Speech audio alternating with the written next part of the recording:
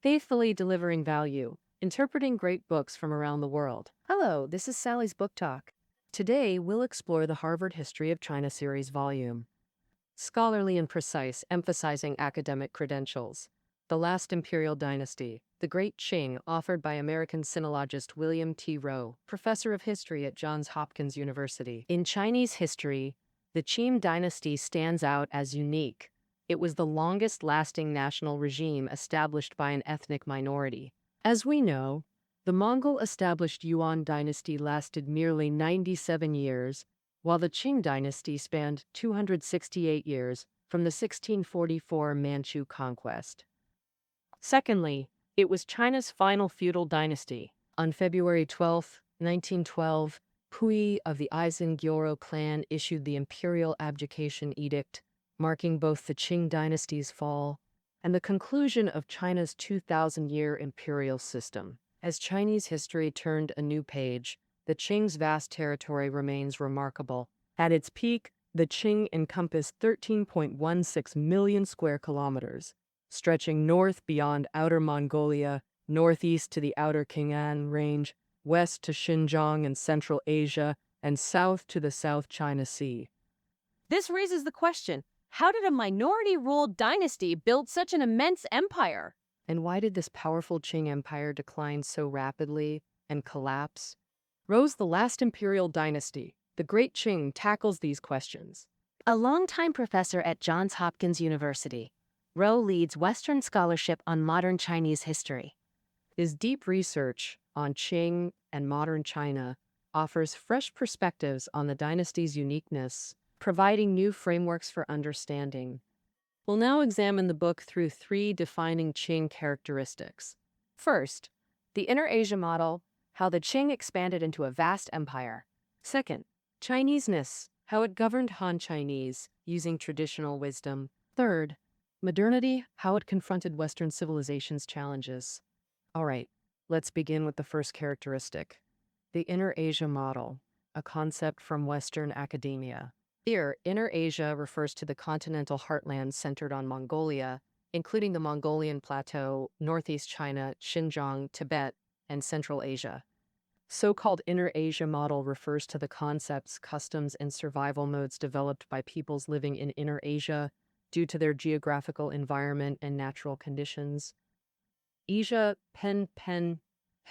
Fire. For example, many nomadic peoples thrived in Inner Asia, migrating with water and grass, excelling in horseback archery, possessing strong military prowess, and easily establishing large empires with diverse ethnicities and cultures.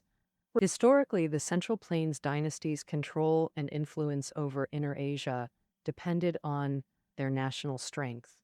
Generally, Central Plains dynasties could only reach the fringes of Inner Asia, but the Qing dynasty achieved unprecedented control related to the origins of its rulers. And the Qing dynasty, the Manchu people originated from the Jurchen tribes in the Liao River basin. For centuries, they hunted, fished, and farmed there, developing a mixed agrarian and hunting society by the mid-Ming period. This enabled Qing rulers to accumulate wealth through agriculture, while skillfully engaging with nomadic peoples across Inner Asia, harnessing their military strength. This is the Inner Asia nature of Qing rule. This is particularly evident in the Manchu-Mongol marital alliances. In 1688, Qing founder Nurhaci rebelled against the Ming dynasty, marking the start of the Ming-Qing Wars. At the war's outset, the Qing was at an absolute disadvantage in territory, population, economy, and military. Nurhaci urgently needed allies. He chose the Mongol tribes. In the 13th century, Mongol cavalry swept across Eurasia, instilling awe. Though the vast Mongol Empire has vanished, Mongol cavalry still possessed formidable combat strength. Nurhaci secured support from some Mongol nobles by marrying into the Kangqian tribe.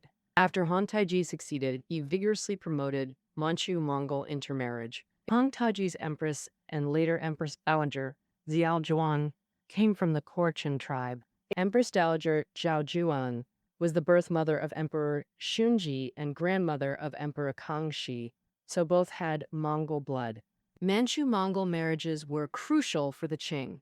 First, in strengthening military power, Qing rulers incorporated allied Mongol tribes into the Eight Banners, known as the Mongol Eight Banners. During wars against the Ming, Mongol cavalry played a significant role.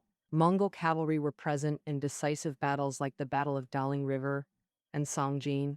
Mongol nobles' loyalty to Qing rulers lasted until the dynasty's end, actively suppressing the Taiping Rebellion and resisting Anglo-French forces.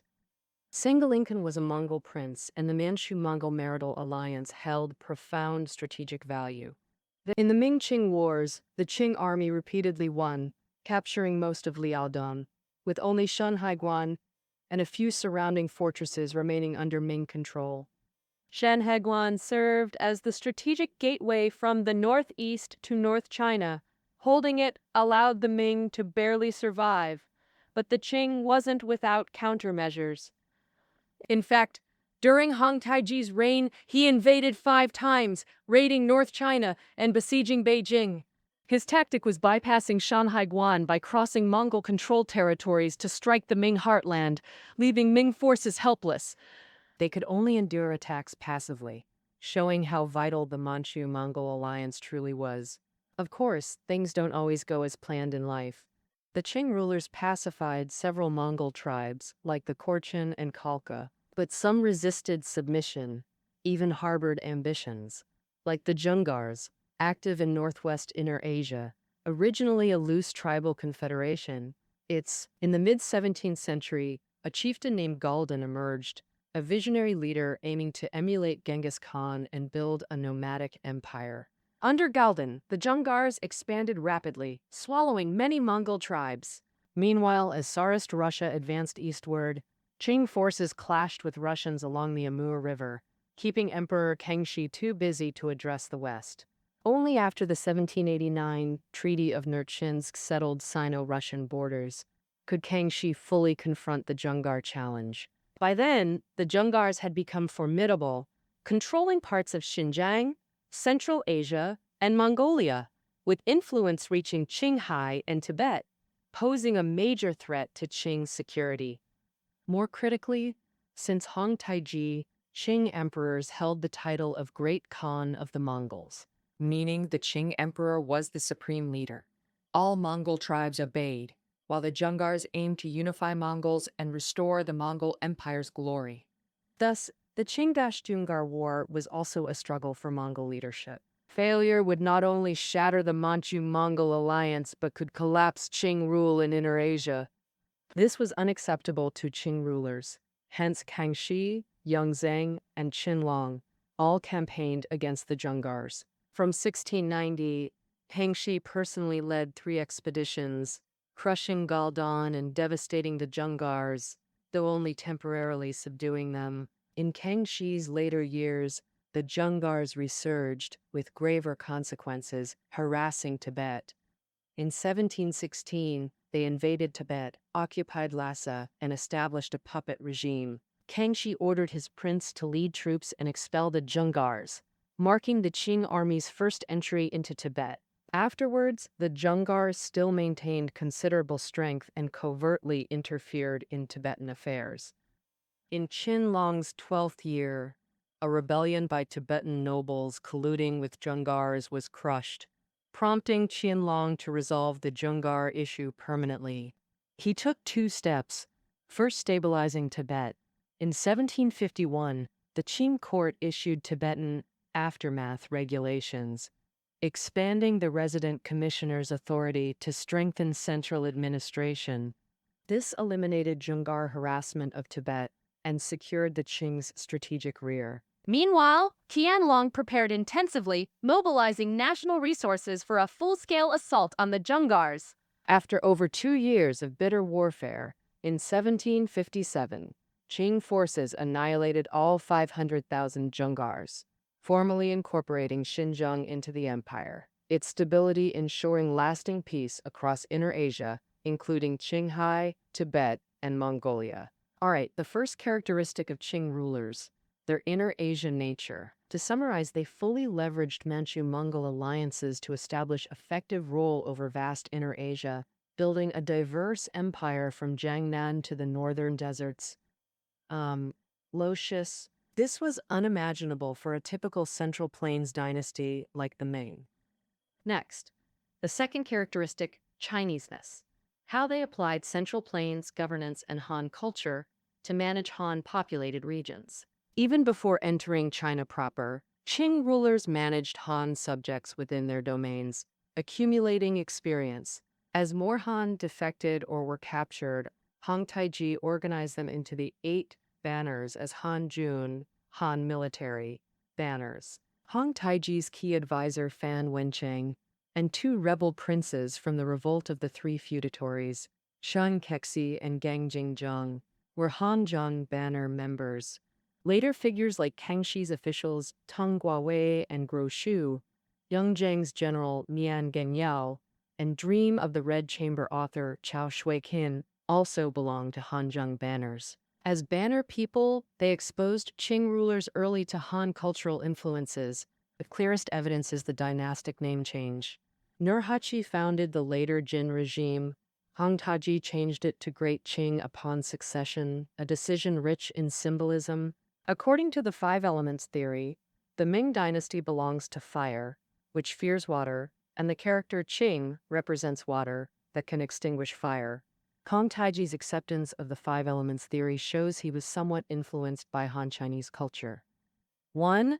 However, the Qing nobility during Han Taiji's era had limited understanding of Han culture after all. After the Qing army entered China proper in 1644 and established a nationwide regime, conquering and managing the Han people became urgent. Conquering 88 factors. According to the traditional wisdom of Central Plains dynasties, a new regime must first gain support from local elites, that is, the gentry class, to stabilize. Since Jiangnan was the wealthiest region in the realm, securing support from the Jiangnan gentry was especially crucial. Yet, at the start of the conquest, relations between Qing rulers and the Jiangnan gentry were extremely tense. What happened? The problem lay in an order. In 1645, Regent Dorgan issued the Q order, forcing adult males to shave the front of their heads according to Qing custom and braid the remaining hair into a long queue at the back. Han Chinese held the tradition that hair and skin are received from parents not to be harmed, with hair particularly tied to filial piety. Gentry who claimed Confucian orthodoxy fiercely resisted, while the Qing court threatened, "Keep your hair and lose your head," or "Keep your head and lose your hair," escalating ethnic tensions. When the Qing army attacked Jiangnan, they faced fierce resistance. Even previously surrendered counties rebelled. In retaliation, Qing forces committed atrocities like the Yangzhou massacre and Jiading massacres, worsening ethnic conflicts.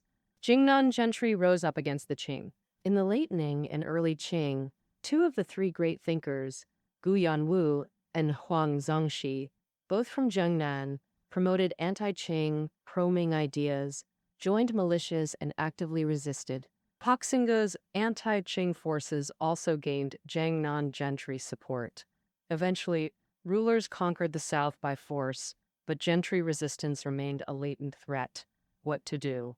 The ruler's strategy was carrot and stick, first wielding the stick by creating the 3 great Jiangnan cases, the tax default case, temple mourning case, and coastal contact case.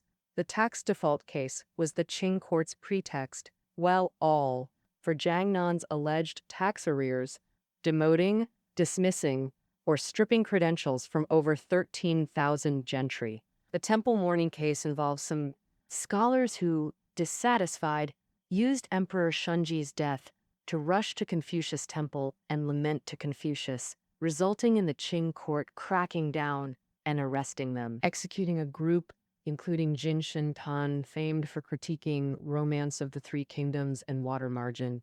Besides, the Qing court arrested and executed a group of people on charges of Jiangnan gentry colluding with Zheng Changgong to plot rebellion. This was the coastal contact case. Under the repressive atmosphere of the 3 great cases, the Jiangnan gentry became much more compliant. The stick's effectiveness was evident. Then came the Qing court's carrot, the imperial examination system. After the Mid-Tang dynasty, southern culture and education flourished, and people from Jingnan increasingly excelled in the imperial examinations. And through the exams, Qing rulers continued to incorporate Jiangnan gentry into the bureaucracy, involving them in national administration, a move of great significance. On one hand, the court gained a steady stream of talent. On the other, it tied gentry interests to the dynasties. Both prosper together, both suffer together. Meanwhile, both Kangxi and Qianlong made 6 tours to Jiangnan to soothe public sentiment. Thus, gradually, the Jiangnan gentry transformed from former rebels into supporters of the Qing dynasty. The benefits of the gentry don't stop there. In traditional Chinese society, especially in rural areas, clan power was immense. From birth, one belonged to a local clan, accepting their position within it and living by certain norms. If neighborhood disputes, family conflicts arose, or funds were needed for building bridges, repairing roads, or aiding poor families, people first sought not the county magistrate, but the clan leader. Clan leaders were usually gentry holding significant sway over local affairs. Rulers throughout dynasties managed villages through the gentry, and court policies relied on them for implementation. Therefore, by taming the gentry, Qing rulers consolidated their rule over vast rural areas. To further strengthen gentry loyalty to the court, Qing rulers made a key decision, recognizing gentry ownership of rural land without change. For any feudal dynasty, in its mid to late period, the most troublesome issue is the land population conflict. As landlords continuously annexed land, landless peasants increased, forming large-scale waves of refugees who begged everywhere and even gathered for uprisings. This posed a great threat to the dynasty's stability. Rulers usually carried out reforms, nationalizing some land, remeasuring it, and redistributing it to landless peasants to alleviate the conflict. But the Qing did little in this regard. And then from some 5 waivers, was it because the Qing dynasty had no land annexation? No, actually, land annexation was quite severe from the early Qing. Author William Rowe notes that in some places landlords occupied 90% of farmland. So how did Qing rulers resolve the land population conflict? An important measure was to encourage land reclamation. As we covered in Part 1, Qing rulers made major strides in territorial expansion, achieving unprecedented control over Inner Asia. During Kangxi's reign, the Qing court forced the Zheng regime to surrender, reclaiming Taiwan. Meanwhile, in Yunnan, Guizhou, and other areas, the Qing court implemented Gaitu Guiliu, abolishing local chieftains and appointing centrally assigned officials to manage affairs. All this resulted in vast tracts of uncultivated land within Qing territory, providing an outlet for landless peasants. Encouraged by the rulers, millions of peasants flocked to Yunnan, Guizhou, Xinjiang, Taiwan, and other regions to reclaim land, cultivate crops, and mine resources. By the mid-19th century, in Xinjiang alone, 3.6 million mu of land were converted into farmland. In the late 19th century, people from Hebei and Shandong migrated to northeast China to seek livelihoods, sparking the Guangdong wave. The massive migration waves tightly linked the economies and lives of frontier areas with the interior, while internal migrations also surged.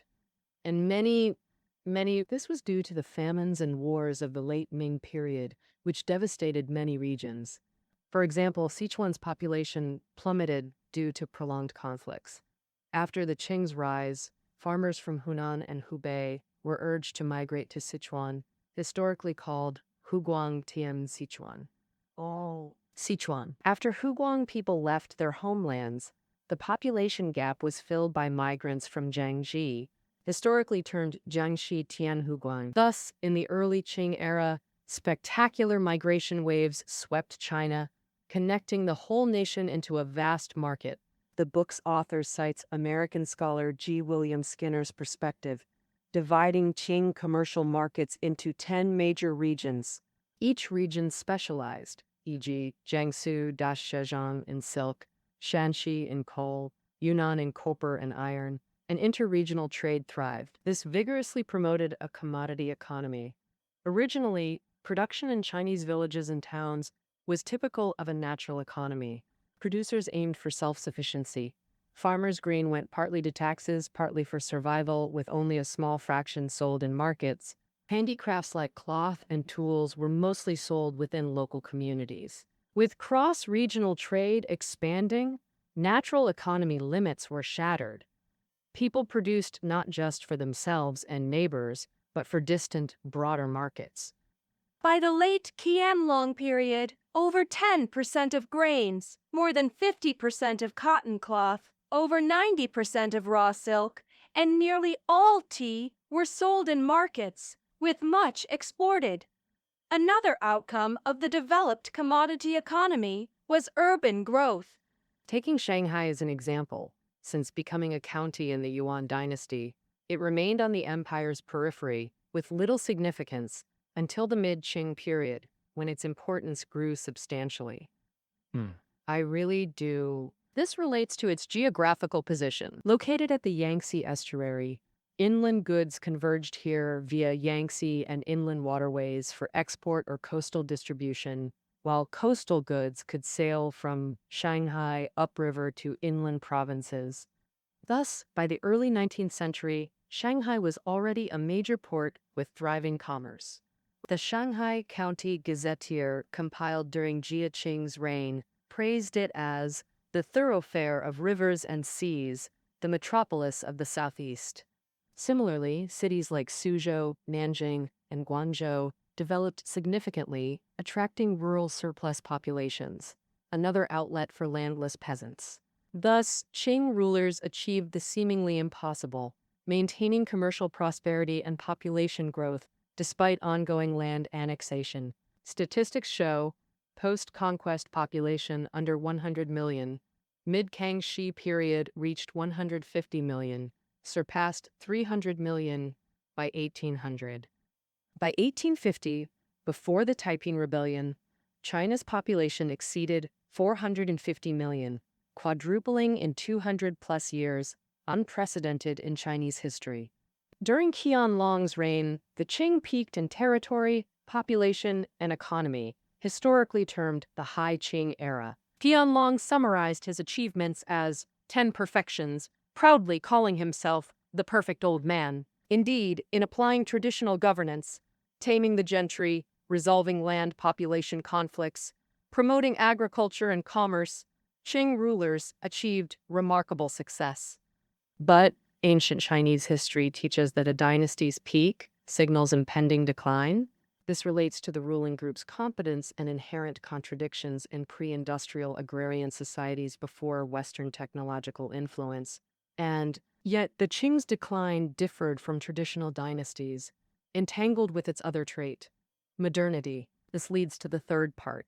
From entering China proper in 1644 to Qianlong's death in 1795, the Qing lasted 150-plus years, entering its mid-late period, facing issues common to dynasties: official corruption, declining efficiency, peasant bankruptcy, and social tensions. At this juncture, meeting a diligent and capable emperor might have revived the dynasty. Unfortunately, Qianlong neglected governance in his later years, causing rapid deterioration of the political environment.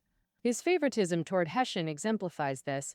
Hessian rose from imperial bodyguard to key positions like chief grand secretary and minister of military affairs through skillful flattery. Qianlong's practice of appointing officials based on personal preference led to widespread unofficial rules throughout the court. Officials busied themselves with bribing for promotions while ignoring public suffering.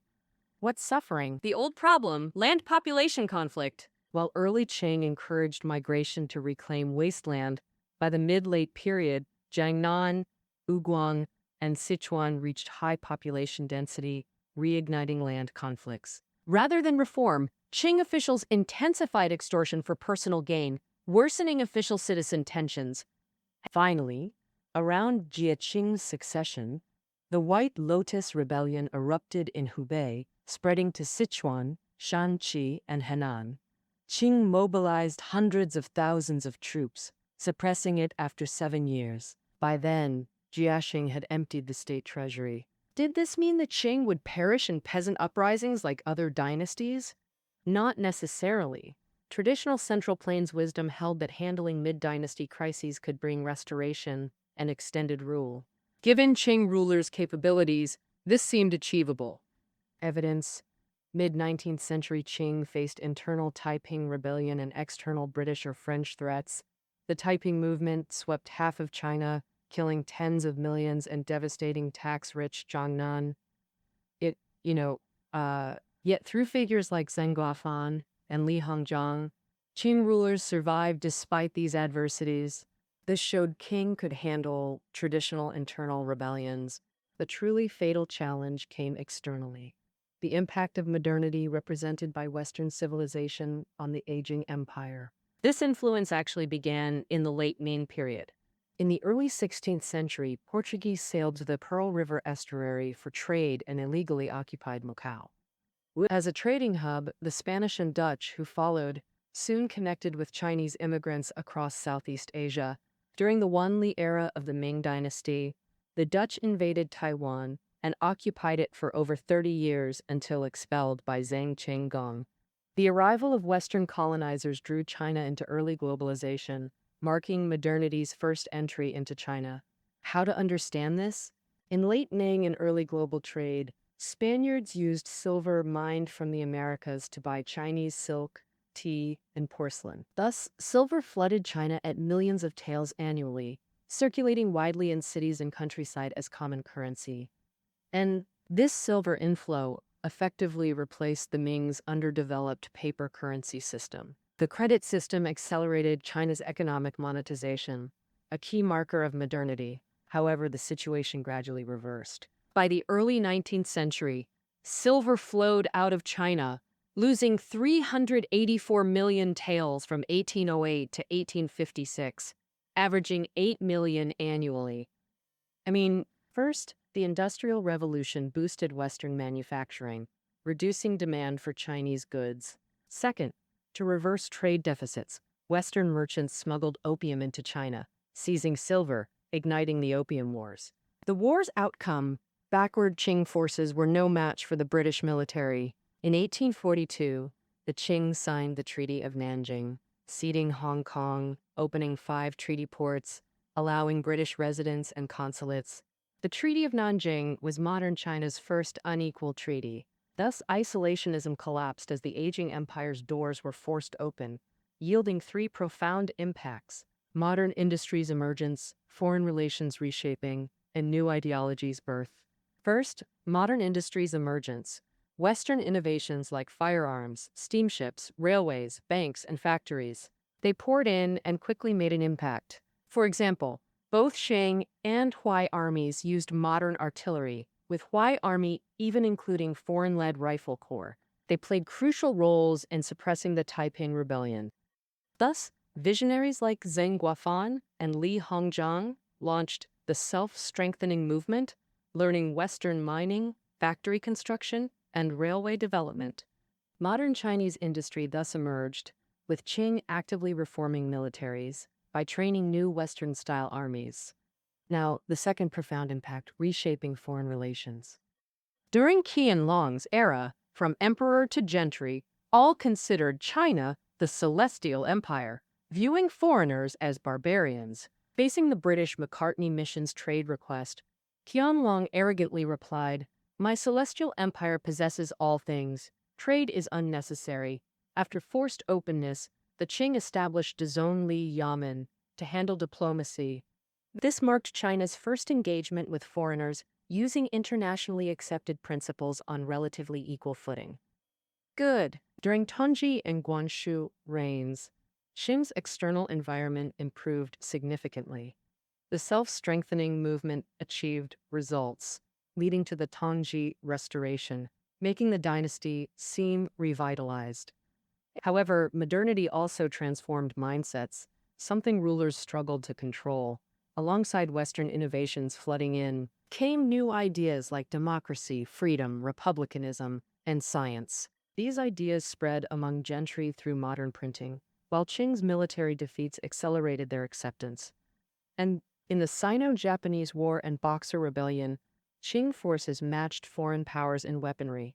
Yet both wars ended in catastrophic Chinese defeat, with territories ceded and reparations paid.